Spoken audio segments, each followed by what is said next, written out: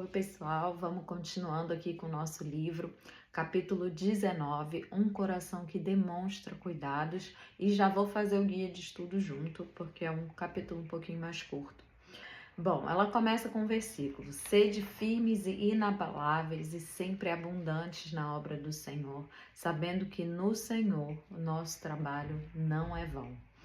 Então, assim, depois da gente já ter falado em todos os outros capítulos, né, ela, né, ter falado sobre a importância da oração, do lugar secreto, né, de como você se encher de Deus, do Espírito Santo, né, ela começa depois a falar, então, como essas coisas começam a transbordar na sua vida, em serviço, em atitudes, né, e no início desse capítulo ela dá uma ilustração bem interessante de uma vista que ela viu no Havaí, das 7 piscinas sagradas, que era na verdade uma cascata, né? A primeira lá em cima não dava para ver, porque sempre estava coberta de nuvens, era muito alta. E ela fala que ninguém via muito a primeira, mas ela começava a transbordar, transbordar, transbordar, e eram 7 piscinas, né? Ela fala que não teve como não pensar na semelhança disso com a nossa vida em Deus, né? De que tudo começa naquele lugar secreto e vai transbordando, né? Então, assim, para aquelas pessoas que estão mais próximas da gente, seja, né, maridos, filhos, né, a igreja, ou seja, quem estiver próximo de você acaba recebendo, né, de Deus a porção que Ele deu para você.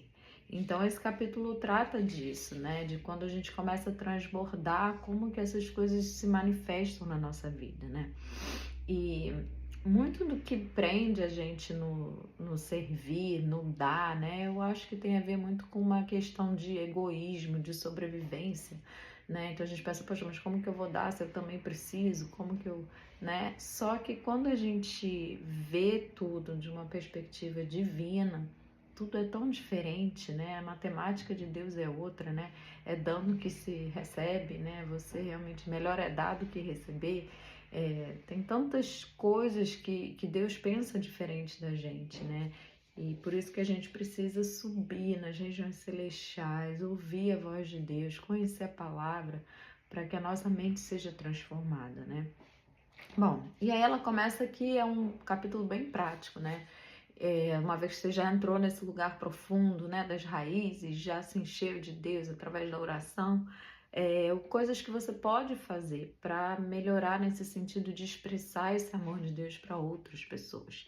Então ela fala: aprenda a dar, transborde generosidade e cuidado. Né? Às vezes o seu cuidado não vai ser só financeiramente, né? Claro que isso também é um dos aspectos, né, da generosidade, muito importante. Mas aqui ela tá falando, às vezes, a sua presença, às vezes você só mostra que tá ali, né? Às vezes é um abraço, às vezes é uma palavra. Enfim, coloca isso, né? Começa a pedir para Deus te tornar uma pessoa mais acessível, que tá ali atenta, né?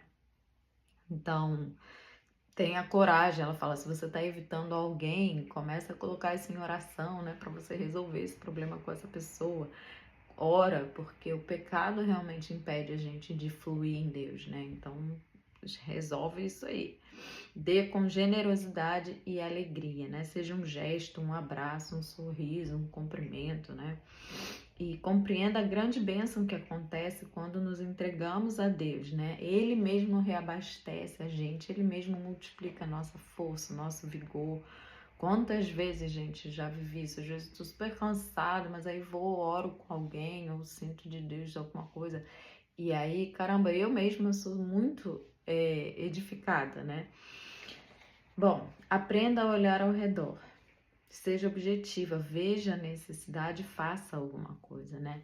Então, aí ela fala que não chame o seu pastor, né, para resolver o problema. Se você viu que tem um irmão, uma irmã que estão precisando de você, ou algum familiar, alguma coisa, seja você ali quem está próximo, presente, e seja uma bênção, né? Claro que você pode chamar seu pastor se precisar, mas assim, em geral, assume também esse lugar de responsabilidade, né?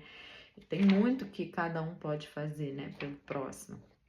Esteja totalmente presente. Acho interessante isso aqui, né? Ou seja, viva intensamente cada momento. Então, se você tá com alguém, cara, vive aquele momento, dá a atenção necessária. Às vezes a nossa cabeça tá tão dividida, às vezes o celular distrai tanto, mas assim, viva intensamente, sabe? Você tá ali num culto, fica atento, tem alguém que tá precisando de ajuda, ou não só no culto, né, gente, na vida, né, por onde a gente passa, né, que oportunidade que eu tenho de injetar nessa pessoa ali um pouquinho de Deus, daquilo que Deus tem feito em mim, né? Então, esteja atento, esteja presente no momento, né? Que, aliás, é muito importante isso, né? A gente aprender hoje em dia a estar presente naquilo que a gente está fazendo. Aí ela cita uma outra coisa interessante aqui, divida e conquiste, né? Combine com as pessoas mais chegadas, de que quando vocês estiverem num ambiente com outras pessoas, vocês não vão ficar só entre vocês, mas vocês vão tentar multiplicar isso, né? Assim, dividir no sentido de, poxa, vamos espalhar isso que a gente tem recebido de Deus, né? Às vezes a gente tende a ficar numa panela e não conhecer outras pessoas e não, né, abrir o olhar, né, para outros. Então ela dá essa dica aqui também. E por último, né, sempre ela volta, né, ore, ore pelas pessoas, né. E aí ela lembra algumas coisas que a gente já falou aqui, né, no livro, como desenvolver a vida de oração. Gente, eu acho que sinceramente orar é uma das melhores coisas que você pode fazer por alguém, né? Então, vamos lembrar como que eu estabeleço uma vida de oração consistente, né? Estabelece um horário, pensa no seu dia, define um horário, né? Defina um lugar, e ela fala aqui, defina um plano. Ela usa um caderno, bom, eu também, né? Mas ela diz que ela organiza, lista todas as pessoas que ela quer orar e com quanta frequência ela quer orar por cada pessoa. Tem gente que ela ora todo dia, uma vez na semana. Cada pessoa acaba desenvolvendo, né, uma organização. Mas eu acho isso bem importante porque a gente consegue ser mais diligente quando a gente anota, quando a gente está ali prestando atenção no que está fazendo, né? Às vezes anota um pedido, depois uma resposta. Enfim, a gente já falou sobre a importância dos caderninhos, né? E eu sou fã dos cadernos para uma vida consistente, né, de oração. Mas não é que você precisa ter, né, gente? Mas eu acho que ajuda. Então, conclusão. Você consegue perceber o amor de Deus fluindo de você aos que estão perto, né? Existe uma bênção incontável em servir e cuidar do próximo, né? E todos fomos chamados para isso, para transbordar o amor de Deus. Isso, gente, todo mundo que conhece o amor de Deus passa a ser um agente desse amor. Não tem como separar uma coisa da outra, né? E, bom, e lá no guia de estudo, então, ela fala que considere a sua vida particular, seu estilo de vida, né? Você consegue gastar mais tempo a sós com Deus, né? Pense nos momentos do seu dia, que mudanças simples, mas significativas você poderia fazer, né? Pense sobre isso, né? Porque agora a gente morreu em Cristo, a nossa vida é para Ele, né? Que a gente não perca essa perspectiva de quem nós somos em Deus, né? Nele. Segunda coisa, né? Como que você se avalia como essa pessoa doadora, né? Você se considera alguém generoso, alguém que está sempre disposto a dar, oferecer aos que estão perto ou não, né? Como que a gente pode melhorar isso? Gente, isso aqui é um caminho sem fim, né? Acho que a generosidade é algo que, assim, a gente está sempre, né, tendo que trabalhar. Não é o natural da natureza humana, né? Mas para Deus é muito natural, né? Bom, número 3. Orem em todo o tempo no Espírito, com todo tipo de oração e súplica, e para isso vigiem com toda perseverança e súplica por todos os santos.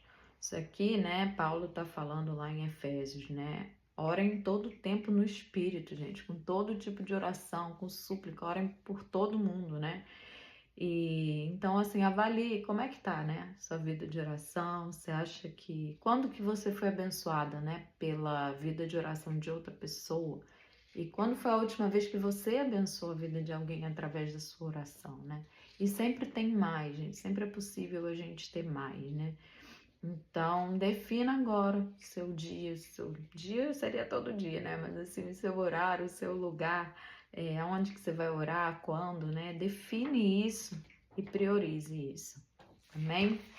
Então é isso, gente. Que o Senhor nos ajude, nos abençoe, nos ensine a transbordar esse amor.